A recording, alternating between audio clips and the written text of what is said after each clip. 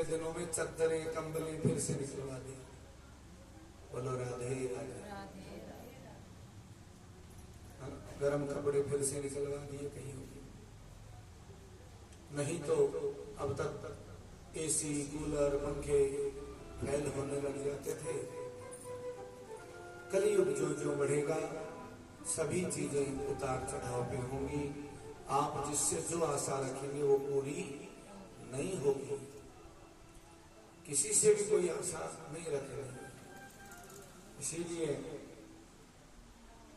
अयोध्या के भक्त कहते हैं, आशा एक राम जी से दूजी आशा छोड़ दे, नाता एक राम जी से दूजा नाता छोड़ दे। साधु संग राम रंग अंग अंग रंगिए, काम रस त्याग प्यारे राम रस बनिए। उस रस में जो नहाएगा, जो गोता लगाएगा, जो अपनी इंद्रियों को डुबोएगा। आप किसी जीव को किसी अपने बच्चों को ही मान लीजिए, किसी बच्चे को अच्छे वातावरण में, अच्छे खान पान में, अच्छे में रखेंगे तो बच्चा संस्कारी हो जाएगा। और किसी बच्चे को ऐसे ही छोड़ दें, खाने पीने कुछ भी खाए कुछ भी रहे कैसे, वो बच्चा बिगड़ जाएगा। तो हमारी इंद्रियां ऐसी ही हैं, ये बच्चे हैं, इनको हमें कौन से रस में डुबाना है ये हमें विचार करना है। हमने बच्चे को गर्भ में जब था तब से ही मोबाइल पे देखते देखते उस बच्चे को मोबाइल का ऐसा आदि बना दिया कि वो बच्चा बिना कार्टून देखे दूध भी नहीं पीता। और दूध तो आजकल है ही कहाँ, पिए ही क्या, और बहुत है उल्टी सीधी चीजें।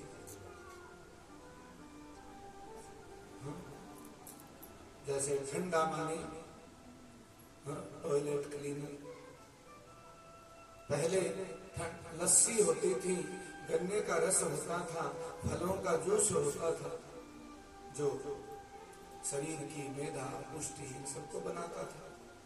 आजकल मार्केट में ऐसी ऐसी चीजें चल गई, सबको बना बनाया पैक ऐसा चाहिए, और शरीर उससे सत्यानाश। आगे की कुल वंश पीढ़ी परंपराएं, आगे धीरे धीरे समय ऐसा आ रहा है संतानें होंगी नहीं।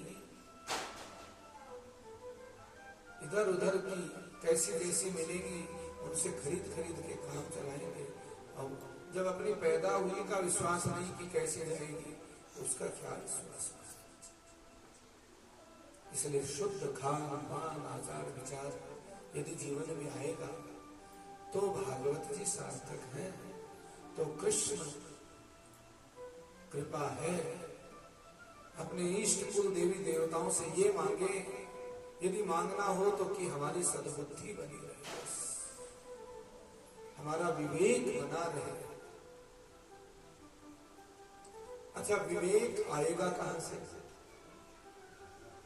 तो सुंदरकांड की पंक्ति इसका हल है। बिनु सत्संग विवेक न होई, राम कृपा बिनु सुलभ रस। रामचरितमानस में इसका उत्तर है। इसलिए अच्छा, सत्संग का अर्थ क्या है?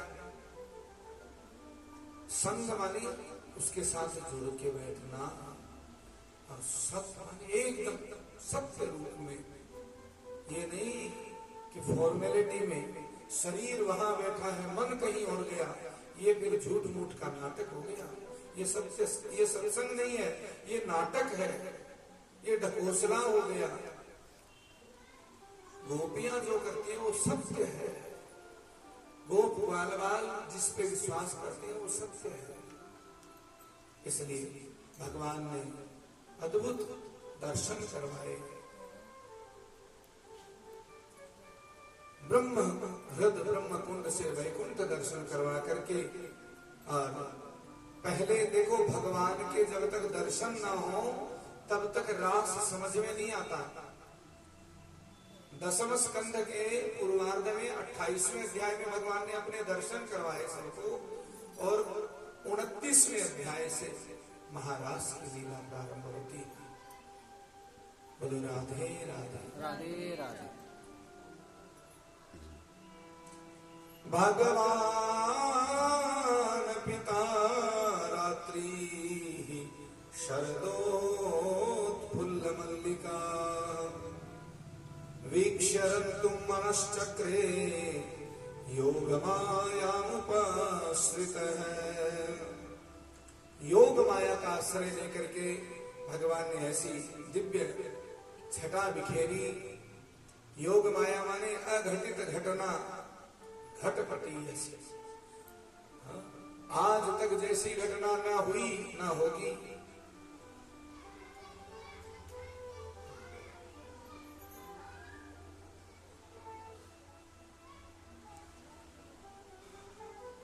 अच्छा, वैकुंठनाथ के दर्शन कितने दुर्लभ हैं कि एक बार करवाए भगवान ने नंद बाबा जी के कहने से, लेकिन कृष्ण बिहारी नाथ कितने सुलभ हैं कि गोप ग्वाल बाल गोपियां सखियां नंद बाबा माँ यशोदा सभी उनका जब चाहे दर्शन कर रहे हैं, उनके साथ आनंदित हो रहे हैं।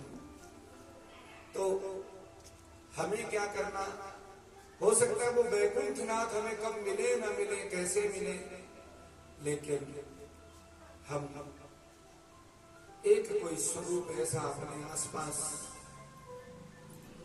उसी में दर्शन करें, उसके नित्य दर्शन करें, उनका लाड करें, स्नान ध्यान पूजन पाठ, उनका भोग प्रसाद इतने लाड चाव प्रेम से करें कि वो वैकुंठनाथ एक दिन अवश्य रीझ जाए। न जाने कौन से गुण पर दया निधि रीझ जाए। आज सुबह पूजन क्रम में भी यही चर्चा चली कि कोई एक प्रयास हम करें, कोई एक सेवा, चाहे झाड़ू पोछा लगाना शुरू करें, चाहे भाव से एक लोटा जल अर्पित कर दें, चाहे भाव से एक बार साष्टांग दंडवत प्रणाम कर लें, एक बार अपनी गलतियों की क्षमा याचना कर लें कि मैं जैसा भी हूं बस आपका, मैं आपको भूलूं नहीं, आप ही मेरे अपने हैं।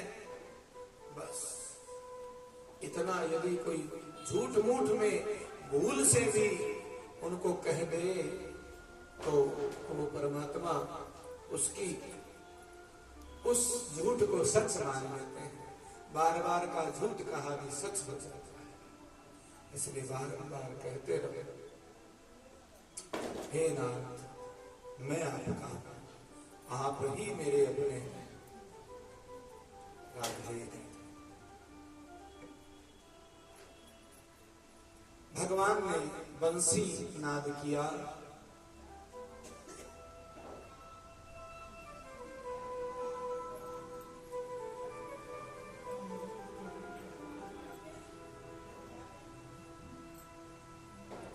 ऐसा अद्भुत बंसीनाद भगवान का।